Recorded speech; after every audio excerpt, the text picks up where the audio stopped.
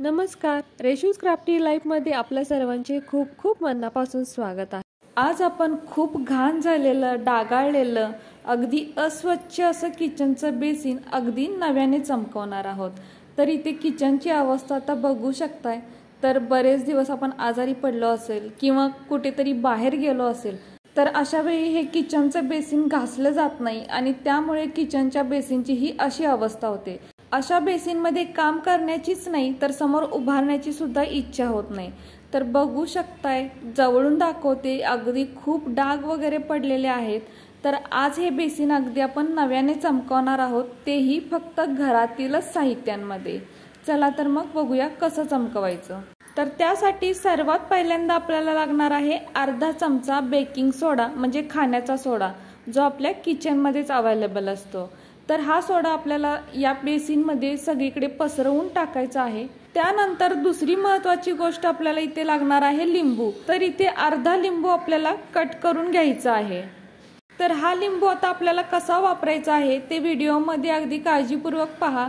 तर हे पहा, अशा पद्धतीने हा लिंबू मी बेसिनला सर्व बाजूनी घासून घेणार आहे, म्हणजे हा लिंबू बेसिनला सर्व बाजूनी लागला पाहिजे। आधीच आपण यामध्ये बेकिंग सोडा टाकलेला आहे, तर या दोन्हींचं मिळून हे काम अगदी छान होतं। त्याच्यामुळे कसं आहे, लिंबू आणि बेकिंग सोडा हे एकत्र यामध्ये टाकलं असतं, पण ते व्यवस्थित लागलं नसतं, ते या बेसिनमधून वाहून गेलं असतं लिंबाचा रस। त्यामुळे हा लिंबू आपल्याला या पद्धतीने वापरायचा आहे। तर बघू शकताय, खूप घासत बसायचं नाही, अगदी हलक्या हाताने हा लिंबू आपण सगळीकडे लावून घेणार आहोत। तसेच मध्ये मध्ये आपल्याला हा लिंबू पिळून घ्यायचा आहे, म्हणजे याचा रस या बेसिनला अगदी व्यवस्थित लागेल। तर बघू शकताय, अगदी हलक्या हाताने हे काम केलेलं आहे। तर अशा पद्धतीने लिंबू व सोडा बेसिनला सर्व बाजूनी लागला जातो। आता उरलेला जर लिंबाचा रस असेल तर तो अशा पद्धतीने पिळायचा आहे। तर इथे बघू शकताय, लिंबामधला पूर्ण रस संपलेला आहे।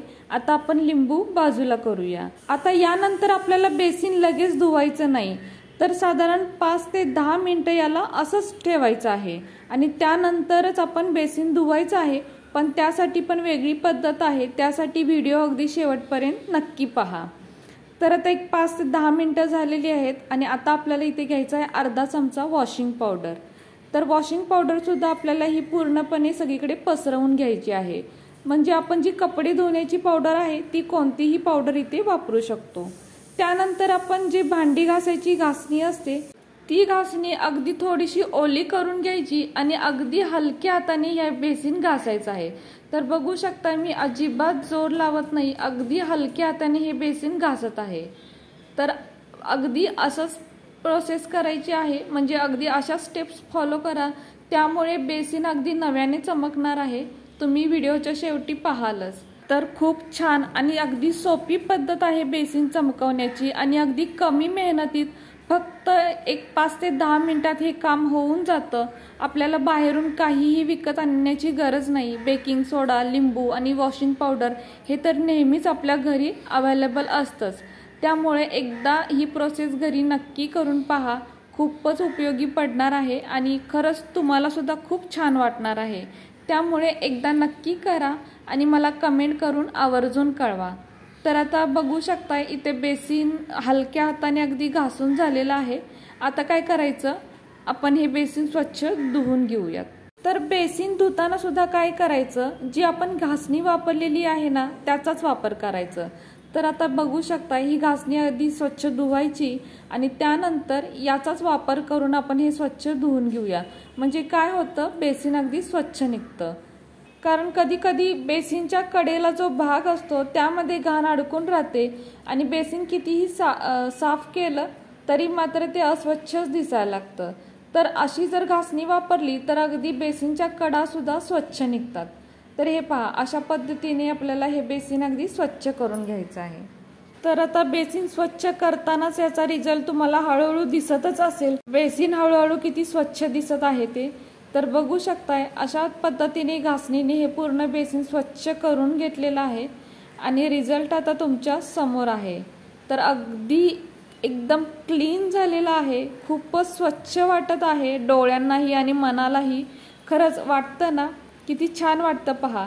आता इथे मी बाजूला पहा सुरुवातीचं बेसिन कसं होतं, अगदी अस्वच्छ डागाळलेलं आणि खूपच घाण होतं. आणि आता पहा बेसिन किती स्वच्छ झालेलं आहे. एकही काळा डाग तुम्हाला कुठेही दिसणार नाही. अगदी मी तुम्हाला जवळून दाखवते, बघू शकताय कुठेच डाग शिल्लक राहिलेला नाही. तर अगदी घरातीलच वस्तू वापरून इतकं चमकवलेलं बेसिन आहे. तुम्ही एकदा नक्की करून पहा, खूपच छान रिझल्ट येईल. हे पहा बेसिनची जाळी पहा, असं वाटते की ही हल्लीच नवीन घेतलेली आहे, पण ही खूप वर्ष झाले आम्ही वापरतो आहोत आणि अगदी स्वच्छ बेसिन निघालेलं आहे. तर फ्रेंड्स, कसा वाटला तुम्हाला व्हिडिओ जर तुम्हाला थोडा जरी कामाचा वाटत असेल तर प्लीज आपल्या व्हिडिओला एक लाईक नक्कीच करा. नवीन असाल तर चॅनलला सबस्क्राईब करा, सोबत बेल आयकॉन प्रेस करा, म्हणजेच मी बनवलेले असेच नवनवीन व्हिडिओ सर्वात आधी तुम्हाला मिळतील. आता पुन्हा भेटू एका नवीन व्हिडिओ सोबत.